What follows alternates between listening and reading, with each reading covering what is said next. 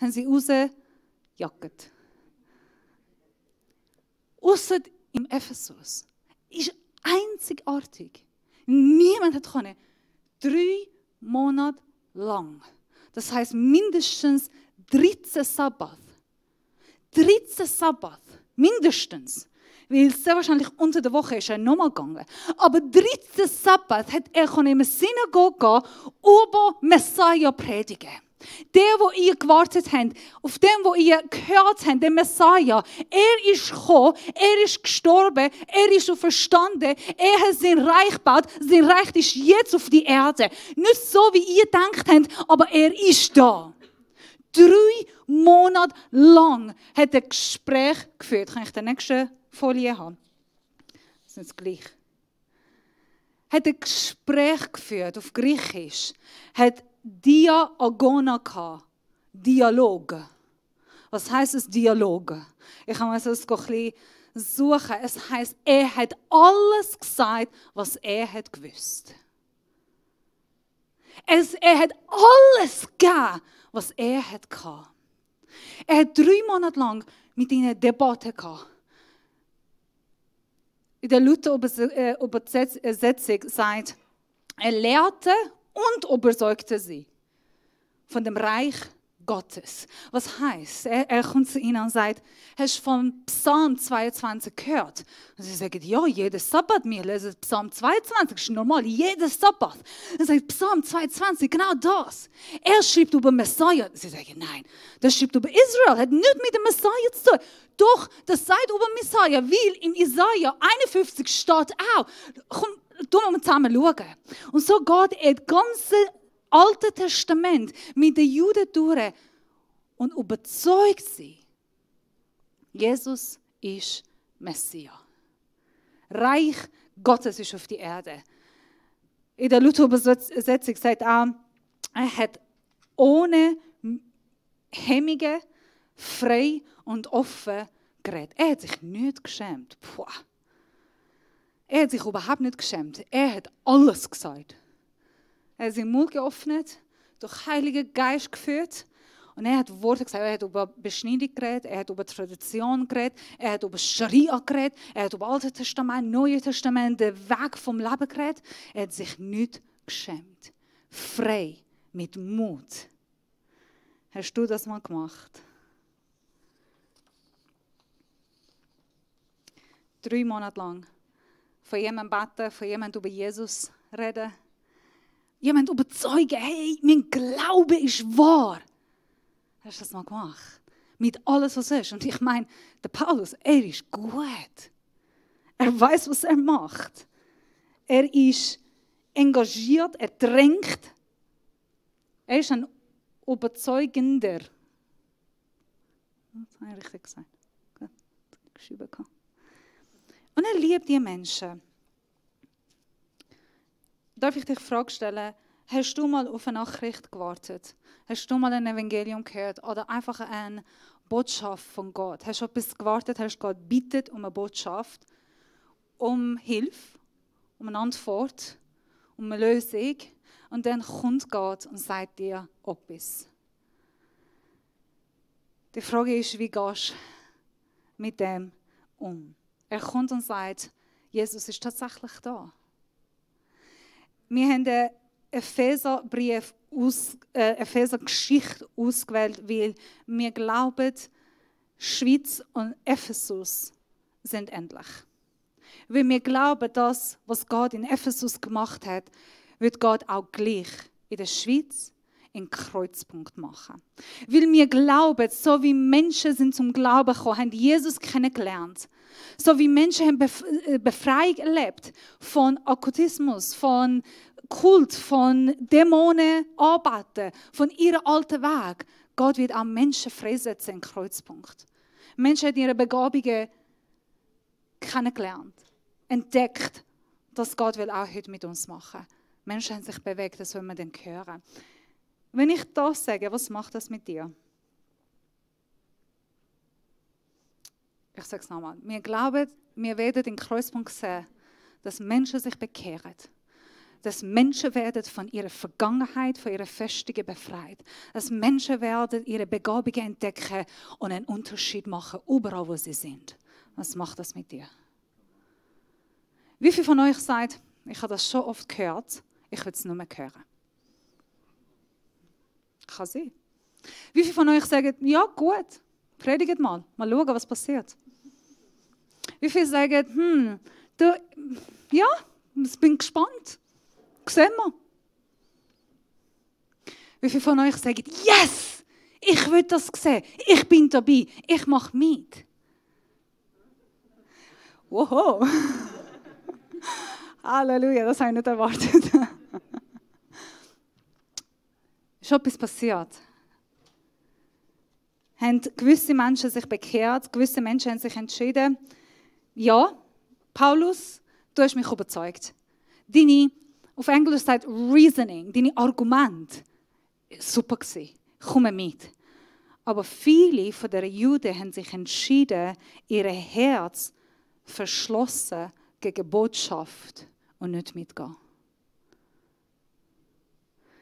In Vers 9 steht geschrieben, da aber etliche sich verstockten und sich weigerten zu glauben, sondern den Weg vor der Menge verleumdeten.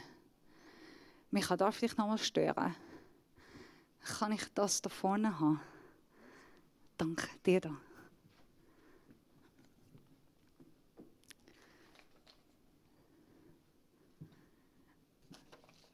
Ja, perfekt. 3 Monate lang, jeder Tag. Paulus, der ist ein Pharisäer, das heißt, und er ist in der besten Schule in Jerusalem gewachsen und gelernt, das wissen wir. Er hat das ganze Alte Testament auswendig, hin und auswendig gelernt. Er konnte das ganze Alte Testament auswendig zitieren. Es gibt niemand besser als er, der diskutieren kann, Messiah ist auf die Erde. Reich Gottes ist auf die Erde. Und trotzdem, viele glauben nicht. Was haben sie gemacht? Sie haben ihr Herz verschlossen. Ich kann eigentlich das Wort verstockt mega gerne, weil auf griechische Wort heißt tatsächlich, sie haben sich verstockt. Sie sind verstopft, nicht verstockt, verstoppt. Habe ich richtig gesagt jetzt? Verstopft. Also, ich weiss, Schweizer kennen das Wort nicht. Ihr esst so gesund und sind so fit. Wenn ich von dem Thema rede, dann sage ich, ja, was ist das? Passiert in dritten Ländern, es ist etwas mit eurem Magen. Weißt du, wenn du zu viel isst und dann... Es ist schon lustig. Und das Wort kannst du auch für die Herzvenen nutzen. Die Herzvenen sind zu gewesen, sind geschlossen gewesen. Sie haben ihr Herz verschlossen gegen das Wort Gottes. Und was passiert, wenn du dein Herz schließt? Wirst hartnäckig, stur. Du willst nicht mehr hören. Und das haben sie an Paulus gesagt. Wir wollen nicht mehr hören. Wir wollen von dem nicht mehr wissen. Wir haben Moses, wir haben unsere Beschneidung, wir haben unser Ritual, wir haben unsere Traditionen, wir haben die Scharia, wir haben Tora. Wir haben, was wir brauchen. Danke, wir brauchen nicht mehr. Ist gut, wir bleiben bei unserem alten Weg.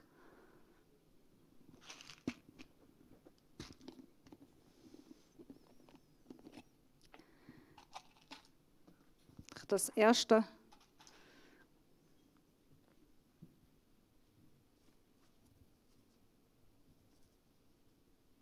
Kennt ihr einen Menschen, der hartnäckig ist? Ausser Micha. Er zieht durch. Das ist positiv. Hey, wenn er etwas machen will, er zieht durch. Und das ist eine positive Hartnäckigkeit. Aber es gibt auch eine, wo ich denke, ich weiß besser. Ich weiß, was mein Weg ist. Es kann auch sein, dass manchmal sind wir zu intellektuell. Das ist ein Grund, wieso wir nicht glauben können. Was heisst intellektuelle Anforderungen? Ich kann nicht mit dem klarkommen, ein Gott, der so lieb ist, erlebt so viel Ungerechtigkeit in dieser Welt. Das kann ich nicht verstehen, das kann ich nicht akzeptieren. Ich kann nicht akzeptieren, dass Gott Menschen in die Hölle schickt. Ich kann nicht akzeptieren, dass er Menschen einfach, ja, dass es eine Welt gibt und ein Reich gibt. Das kann ich nicht nachvollziehen, das kann ich nicht glauben. Ich kann nicht mit dem Gott suchen. Nein, danke. Ich will nicht mitkommen. Das macht für mich nicht so viel Sinn. Oder sind da Zweifel und Unglaube? Ich glaube nicht, dass es wirklich einen Gott gibt. Ich glaube nicht, dass, schön, dass du dem zuglaubst, ist gut für dich, aber ist nicht für mich, weißt du? Nein, das ist zu abstrakt. Enttäuschungen.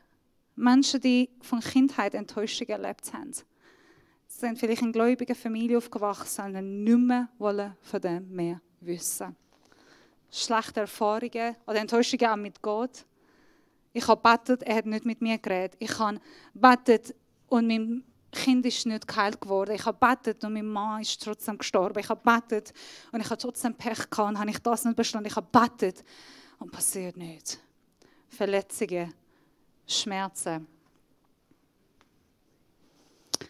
Und schlussendlich ein Grund, wieso wir uns verneigen, unser Herz schließen vom Glauben, sind Sünde. Wenn ich nicht von meiner Sünde, meinem alten Weg wegkomme und Vergebung bitte oder vergeben. Und Gott erlaubt das. Er tut nicht zwingen. Er versucht, aber zwingt niemand. Lass mich dich nochmal die Frage stellen über die Kirche. Wenn ich dir sage, hey, wir wollen sehen, dass unsere Kirche wächst, beides geistlich als auch Zahlmenge. Als Pastor, als Gemeindeleitung, wir haben auf Herz unser Bestes geben, damit Menschen reif werden in Glauben und dass sie einen Unterschied machen, dass sie Frucht bringen. Wir sehen, dass unsere Kirche ein Ort sein von Gemeinschaft, Familie, die einander unterstützt, die miteinander steht und die zusammenwächst. Was macht das mit dir? Welche von diesen Fragen, welche von diesen Themen kommen vor? Hey, ich habe Zweifel an dem. Ihr schafft das nicht. Ihr habt mich so viel enttäuscht. Ihr habt mich so oft enttäuscht. Ihr habt so oft die Worte gesagt. Oder ich bin enttäuscht selber in Gott. Ich bin enttäuscht in der Kirche. Ich bin verletzt. Ich glaube nicht, das würde ich schaffen.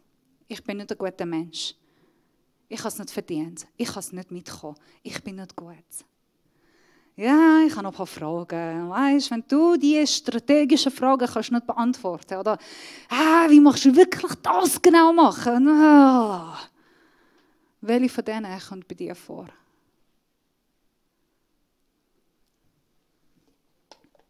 Die Menschen haben sich entschieden gegen Paulus und sie haben angefangen, über Christen damals, wurden nicht Christen genannt, das Wort Christ hat noch nicht gegeben, sondern haben sie Menschen des Wegs genannt. Das erste Kirche ist in Antalya gesehen, entweder die Menschen, die in dieser Kirche gehen, oder Menschen, die an den Weg glauben. Menschen, die den Weg folgen. Und so haben sie sich lustig gemacht bei dem. Wieso habe ich diese Wand? Weil manchmal bauen wir so eine Wand zwischen uns und Gott. Das kann nicht mehr wirken. Mit Sachen, die wir ihn stoppen. Mit Sachen, die wir sagen, ich will nicht mit. Und er sagt, komm, ich habe einen Weg. Menschen, der Weg. Ich habe einen Weg für dich. Ich habe noch etwas genial für dich. Und er redet und er gibt dir eine Lösung. Aber die Lösung ist nicht das, was du erwartet hast. Die Lösung ist nicht das, was du kannst verstehen und nachvollziehen. Und fragst dich, aber das ist nicht das, was ich wollte. Der Paulus kommt und sagt, Messiah ist da, ja, gut. Aber er war kriminell. Er ist auf Kreuz gegangen, er ist gestorben, er ist nicht der König, wo wir haben gewartet. Und der Paulus sagt, doch, er ist Messiah, er ist König, er ist gestorben. Aber nein, das geht nicht in unsere Gedanken. Gott will Zeichen und Wunder wirken im Kreuzpunkt. Die Frage ist, kommst du mit oder nicht? Offen ist dein Herz oder nicht? sagst, ich bin dabei. Ich will genutzt werden oder nicht. Sie haben gesagt, nein, das wird man nicht. Haben angefangen zu lästern, haben angefangen übel reden über Christen, über Menschen, die an den Weg geglaubt haben. Jesus hat gesagt, ich bin der Weg der Wahrheit und das Leben. Der zum Vater kommen muss, durch mich kommen. Ich bin der Weg. Das passiert, wenn Menschen nicht mitkommen oder wenn Menschen dich nicht glauben und sagen, ach, Christen sind so, Christen sind so, Christen sind schlecht. Und fängt an, lästern. Es fängt an mit Herz verschließen, hartnäckig werden und übel reden. Das ist die natürliche Folge. Gut, lass uns weitergehen. Was ist denn passiert? Der Paulus trennt sich. Er geht seinen Weg. Er tut nicht mehr mit ihnen diskutieren. Er lässt einfach sie. Er geht sich nicht rechtfertigen oder seine Jungen nicht rechtfertigen und sagt, nein, das stimmt nicht, das ist Lüge. Oh, by the way, das Wort, das sie gebraucht haben, ist Lügeo. Lüge. Auf Griechisch, Lügeo. Das habe ich entdeckt. Coole Wort. Sie haben angefangen zu lügen. Über Paulus, über die Jungen. Und für Paulus ist egal. Er geht zu einem Ort, hat geheißen, der Halle des Tyrannus. Und trennt er sich von ihnen und sonderte die Jungen ab und heilt täglich Lehrgespräche in der Schule eines gewissen Tyrannus. Erst und das Wort Schule auf Griechisch heißt Echo. In dem Ort, wo Echo hat, wo Stimmen ein paar Mal gehört wurden. So, er geht im Ort von Echo vom Tyrannus. Tyrannus ist ein Mann. Sein Name heißt der strenge Herrscher. Ein strenger Herrscher. Und ehrlich gesagt, ich glaube nicht, seine Eltern haben den Namen von ihm ausgewählt. Hey Sohn, oh, so ein herziger Baby, du strenger Herrscher. Das glaube ich nicht. Ich glaube, der Name Tyrannus sind seine Jungen, die Schüler ihm gegeben. Denken sie, hey, der Lehrer, er ist streng, er herrscht, er regiert. Puh. Das war sicher sein Name von der Schüler. Hey, der Tyrannus kommt. Studieren, fest. Was haben sie damals gesagt? Die Römer und die Griechen, die sind Hard Worker gewesen. Die haben jeden Tag gelernt, jeden Tag studiert, jeden Tag gearbeitet. Was haben sie oft gemacht? Die sind früh am Morgen in der Schule. Sehr wahrscheinlich vor dem 7. in der Schule. Bis am 11, bis es heiß wird. Und dann in dieser Zeit, von 11 bis etwa 4 am Nachmittag, haben sie eine kleine Pause gemacht. Sie sind heimgegangen, sind es ist schon eine kleine Pause, warte. Sind schwimmen, kaufen, weiss ich nicht was. Und dann um 4 sind wieder in der Schule, wieder arbeiten und dann bis Nacht durch. Spät um Nacht, haben studiert, haben diskutiert, haben Debatten gehabt, haben Argumente gehabt, weiss ich nicht was. Alles.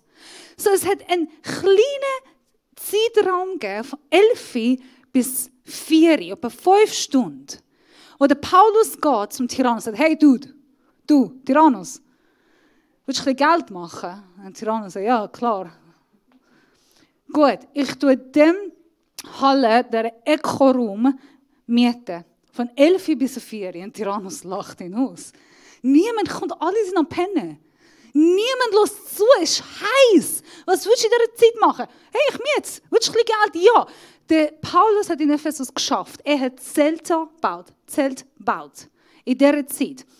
Und ich kann mir vorstellen, er steht am Morgen früh, baut Zelte, verkauft Zelte, geht nach dem Halle des Tyrannus, tut er lehren, dann geht er wieder zurück an Arbeit. Er war sackmüde um Nacht. Er hat ihm Geld gegeben, hat das Ort gemietet. Ich kann mal das nächste Bild haben, damit ihr euch vorstellen könnt, wie die Halle von Tyrannus ausgesehen hat. Und in diesem Ort hat täglich ein Dialog, nochmal, Diagona, gehalten. Täglich hat gelehrt. Und wenn er sagt täglich, heisst 7 Tage in der Woche. Er hat keine Pause gemacht. Er ist on fire. Er hat eine Botschaft. Und jeder soll die Botschaft hören. Und dann, by the way, es ist wirklich merkwürdig, mal nach Ephesus zu gehen. Das seht ihr ja.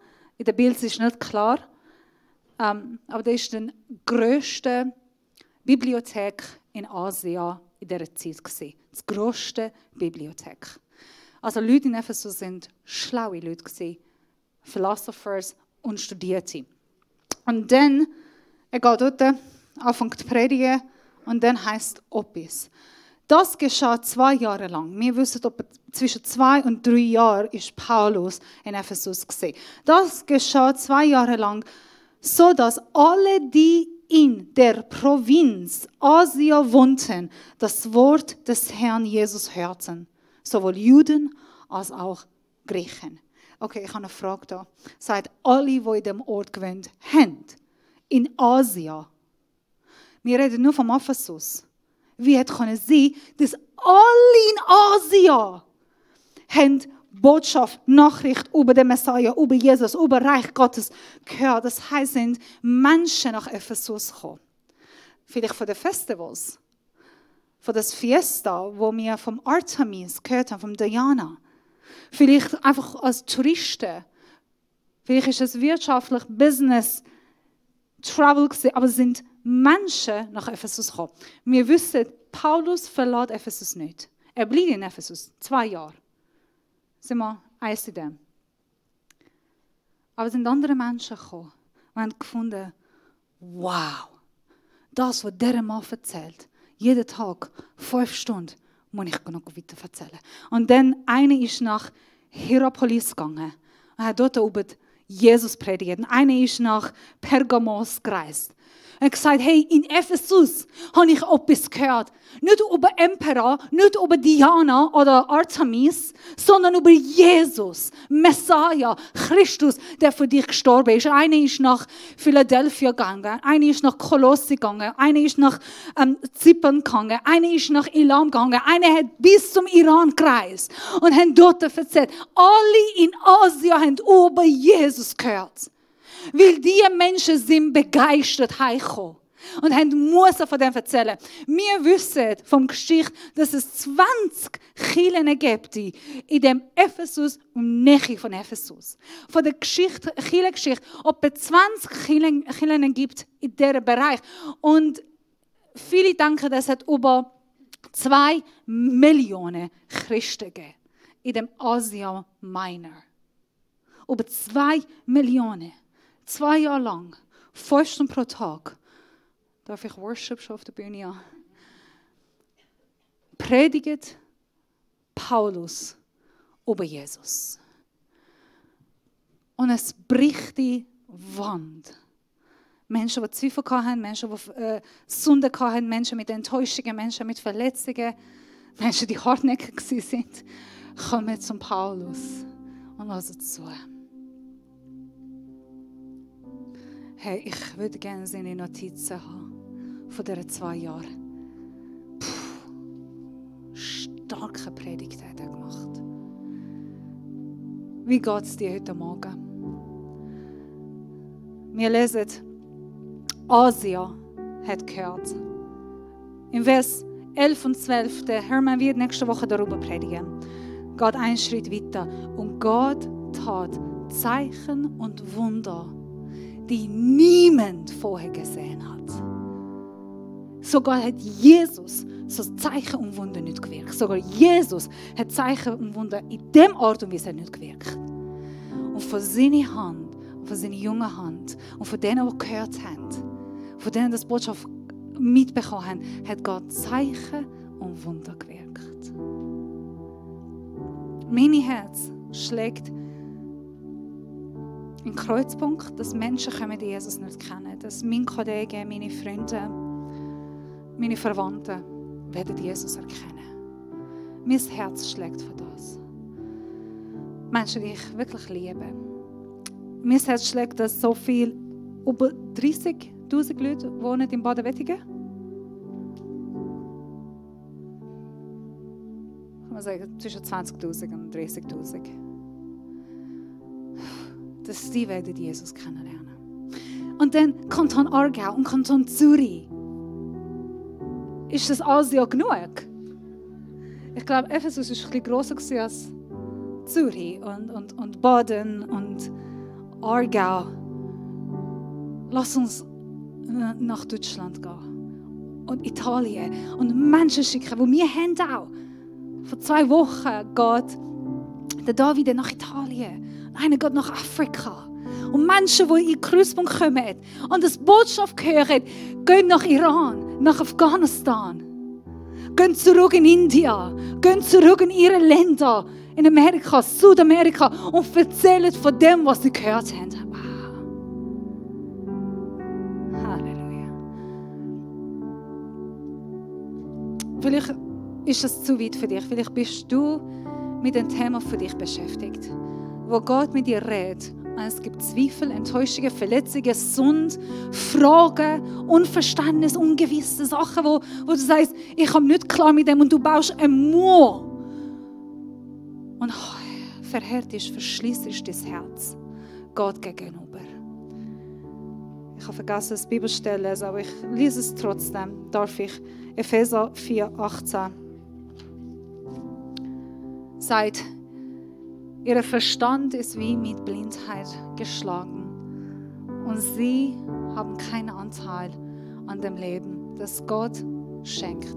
Denn in ihrem tiefsten Inneren herrscht eine Ungewissheit, die daher kommt, dass sie ihr Herz gegenüber Gott verschlossen hat. Es kann passieren, es kann uns alle passieren. Ich habe auch mein Herz gegen Gott verschlossen. Aber bleibe ich mit dem? Gehe ich wieder mit dem? Oder will ich das von Gott bringen? In 5. Mose, Kapitel 3, sagt, auf dem ganzen Weg, den der Herr, euer Gott, euch geboten hat, solltet ihr gehen, damit ihr lebt und es euch gut geht. Wenn wir mit Gehorsam von Gott gehen, zulassen, unser Leben ihn hingeht. Wenn wir diese Sachen zerbrechen und sagen, das ist gut, ich will nicht mehr mit schlechten Erfahrungen leben. Ich will mir schlechte Erfahrungen von Gott bringen und von dem loswerden. Ich habe Sünde. Schau, ich habe sündigen. Ich sündige, weil ich ein Mensch bin. Aber ich will nicht mit dem Sund leben. Und obwohl es schlecht und es schwierig von dem loswerden, aber ich will um Vergebung bitten, weil Jesus ist für mich auf dem Kreuz gestorben. Damit ich frei werden von allen Sünden. Es ist keine Sünde zu groß für ihn zu vergeben. Er ist für mich gestorben. Und Zweifel. Ich will glauben. Glaube ist eine Entscheidung. Ich entscheide mich, hoffe, glaube an das, was ich nicht sehe. Auch wenn von meinen Vorstellungen mega weit her ist. Und ich habe so viele Fragen, weil ich muss immer Fragen stellen. Und ich muss verstehen. Wenn ich nicht verstehe, wie kann ich mitgehen? Und manchmal verstehst du nicht alles. Manchmal weiss nicht, wieso. Und ehrlich gesagt, Gott hat nicht gesagt, ich werde dir immer Antwort geben. Er hat gesagt, glaub mir, folg mir nach. Mach das, was ich will. Und du wirst gesehen, dass du wirst gesegnet. Manchmal wirst du nie wissen, wieso. Ich weiss, es wäre einfacher. Ich weiss. Aber es gibt nicht immer die Antwort. Enttäuschungen, Verletzungen. Wir haben Gebetsteam heute da. Sie stehen auf unserer meine linken Seite, eure rechte Seite. Ich bin da, der Micha ist da, unser Team sind da. Bist verletzt. Hast Schmerz. Hast Sachen, wo du denkst, wenn er wirklich etwas macht in meinem Leben. Er muss erst mit Verletzungen heilen. Heute ist Gott da und er wird deine Verletzungen heilen. Schäm dich nicht. Nimm mal einen Schritt. Geh zum Gebet. Hol dir Gebet. Sei frei mit dem und lebe nicht in dem. Bist bitte nicht hartnäckig. Nein, ich gehe nicht heute. Nein, das ist blöd. Ja, zum Gebetsteam, das kann ich nicht gehen. Nein, ich brauche nicht. Merci. Mir geht's gut, danke. Alles gut. Lass uns demutigen von Gott. Wir werden jetzt gerade in eine Gebetszeit und Lobpreiszeit mit Abendmahl hineinsteigen. Abendmahl ist ein Zeichen, dass Jesus von uns auf Kreuz gestorben ist. Ich habe 1000-mal das gesagt. Das ist wahr.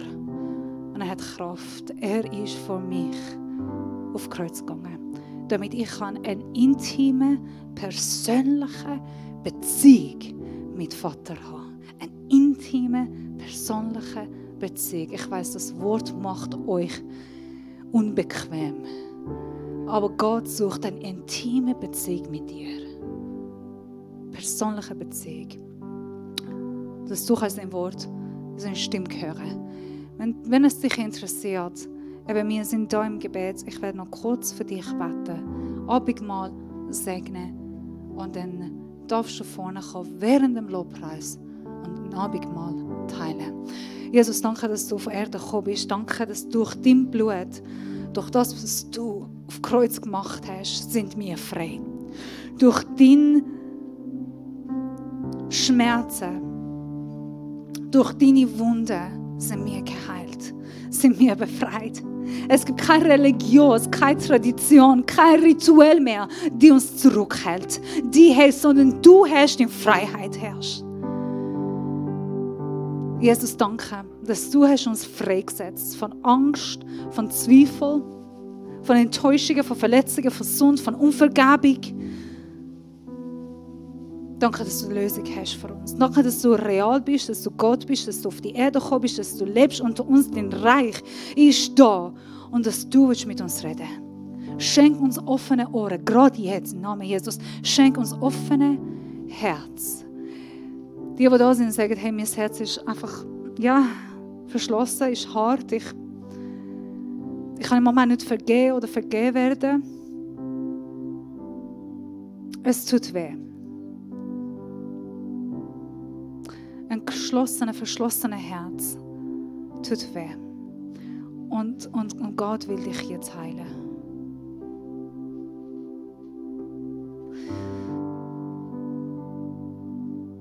Komm, bring dein Herz vor Gott und sag, so will ich nicht leben. Und ich nehme deine Heilung, deinen Trost, deine Liebe, deine Barmherzigkeit, deine Gnade, die du mir freigegeben hast. Und ich bitte, dass du mein Herz heilst, öffnest, meinen ganzen Körper, meinen Gedanken, meinen Augen. Jesus, ich will dich in meinem Herz hineinlassen. Dass du reinkommst und dass du wirkst und dass du zeigst, wer du bist.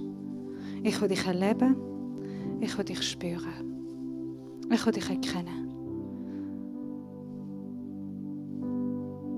Amen. Amen.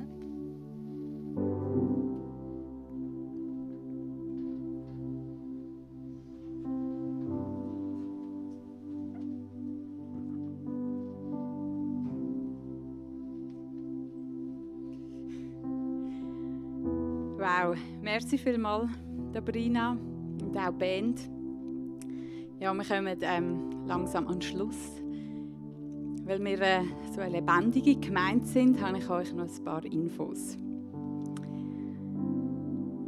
Eine weitere Möglichkeit, um genau so Mauern zu durchbrechen, ist heute oben. Heute oben ist Gemeindegebet am 7:30 hier im Kreuzpunkt. Und am Donnerstag, am 9.9., ebenfalls am 7:30 findet ein Seminar statt zum Thema Scheidung und Wiederheirat aus biblischer Sicht. Es ist keine Anmeldung nötig, also ihr dürft euch auch ganz spontan noch entscheiden, um dann zu kommen. Und am Samstag, auch am 7:30 im Kreuzpunkt, findet ein Lobpreisabend statt mit dem Tobi Meier. Dort sind wir froh, wenn ihr euch über die Webseite anmelden würdet. Es ist für jedermann, also jeder Mann oder jede Frau ist willkommen, ob jung, alt, neu oder schon ganz lange in dieser Gemeinde. Ihr dürft auch gerne Leute einladen. Und wenn es irgendwie mit dem Anmelden happern sollte, dann schreibt doch ein Mail an die Infoadresse. Dann steht auf dem silbrigen hohen Tischli stehen Karten bereit, die ihr für die Familie Honegger in Südafrika, Missionarsfamilie, die wir als Gemeinde unterstützen. Und ihr dürft gerne dort einen Gruß draufschreiben oder einfach unterschreiben. Die Olivia und der Pierre gehen Ende Monat auf Besuch und nehmen die dann gerne mit. Eine schöne Gelegenheit, einen Schweizer Gruß mitzugeben. Denn wie am Anfang schon gesagt, hat ab heute der Übersetzungsdienst angefangen. Der wird jetzt alle 2 Wochen stattfinden. während September und Oktober und ab dem November dann wieder jede Woche. Also wenn ihr gerade Leute kennt, die der deutschen Sprache nicht so gewohnt sind und das gerne in Englisch die gute Nachricht möchten vernehmen, dann dürft ihr die sehr gerne wieder einladen. Jetzt möchte ich euch gerne noch segnen und ihr dürft aufstehen. Ja, ich spreche über euch aus. Gott ist vor dir, wenn du den Weg nicht weisst. Gott ist neben dir, wenn du unsicher bist. Gott ist über dir, wenn du Schutz brauchst. Gott ist in dir, wenn du Angst hast. Gott ist um dich wie ein Mantel, der dich wärmt und umhüllt.